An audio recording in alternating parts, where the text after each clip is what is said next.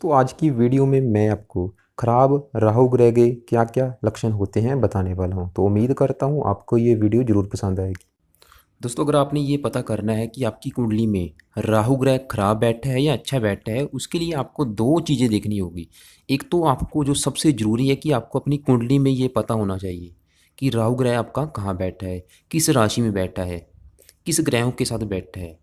दूसरा, अगर आपके पास अपनी कुंडली नहीं है या आपको अपनी कुंडली के बारे में नहीं पता कि राहु कहाँ बैठा है, तो आप दूसरे नंबर पे राहु ग्रह के आपको खराब लक्षणों के बारे में पता होना चाहिए कि आपको ये पता होना चाहिए कि खराब राहु के कौन-कौन से लक्षण होते हैं।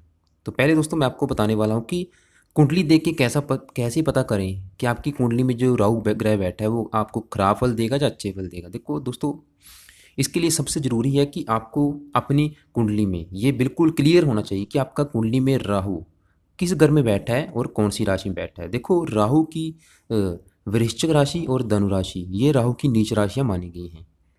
अगर राशि अगर राहु ग्रह जहाँ तो वृश्चिक राशि में या धनु राशि में कुंडली में किसी भी घर में बैठा है तो आप समझ लें कि आपका राहु ग्रह बिल्कुल खराब घर में बैठा है, क्योंकि ये दोनों ही उसकी नीच राशियाँ हैं। यानी कि अगर कहीं भी 8 नंबर लिखा है और 8, जैसे कि यहाँ पे देखो 8 नंबर लिखा है, ये 9 नंबर लिखा है।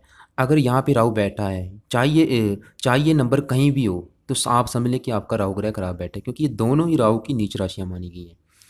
वैसे दोस्तों, राहु ग्रह अगर किसी भी घर में बैठ जाता है तो वहाँ उस घर की हानि ज़रूर करता है। मान लो देखो, ये कुंडली में टोटल 12 घर होते हैं। ये पहला घर है, ये दूसरा घर है। अगर मान लो पहले घर में बैठ जाएगा तो आपकी सेहत को खराब करेगा, आपको गुस्सा बहुत आएगा। दूसरे घर में बैठ जाएगा, अचानक धन की हानि कराएगा।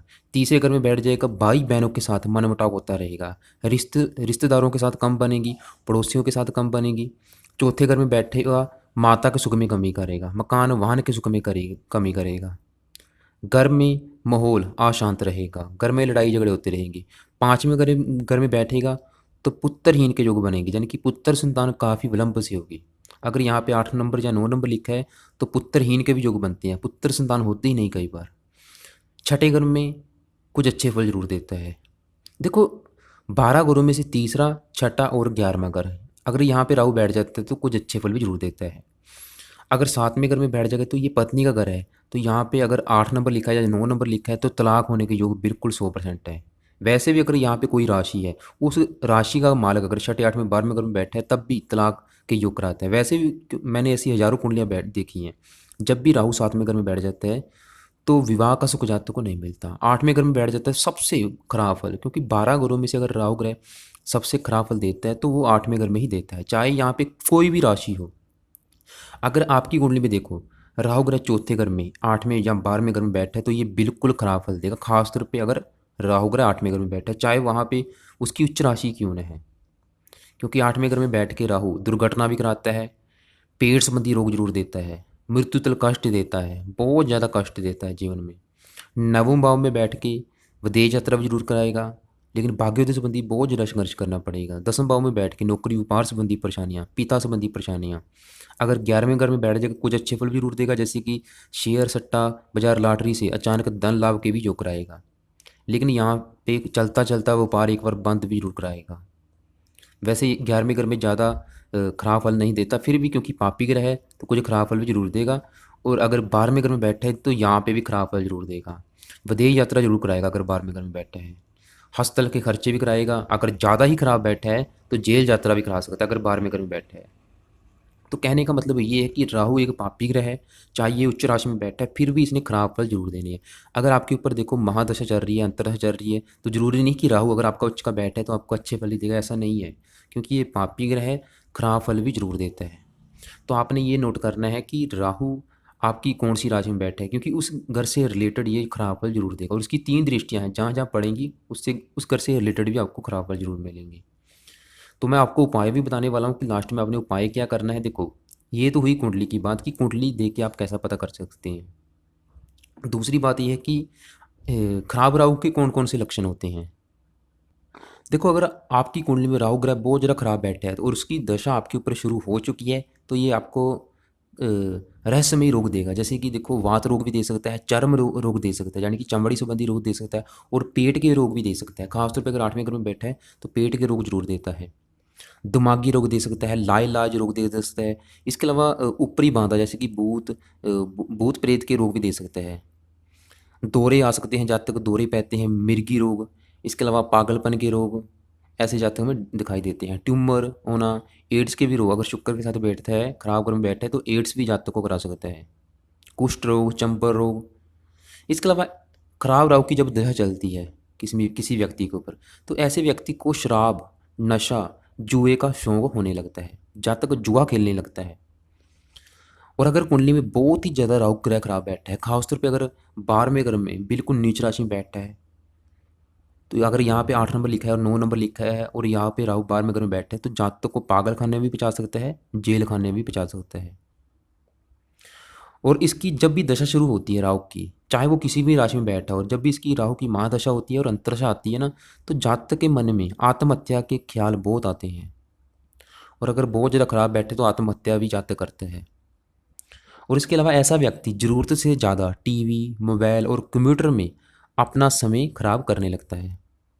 ऐसा जातक जेब कतरा, चोर, अपराधी, नशेड़ी, जुआरी, अनैतिक काम करने लगता है और धोखेबाज, गोर स्वार्थी भी हो जाता है और गाली गलौज भी करने लगता है। खासतौर पे अगर दूसरे घर में नीच राशि में बैठा है तो जातक बहुत ही ज़्यादा गाली गलौज करने लगता है। और ऐसे जातक अपने ससुर, साले और साली से भी झगड़ा हो जाता है।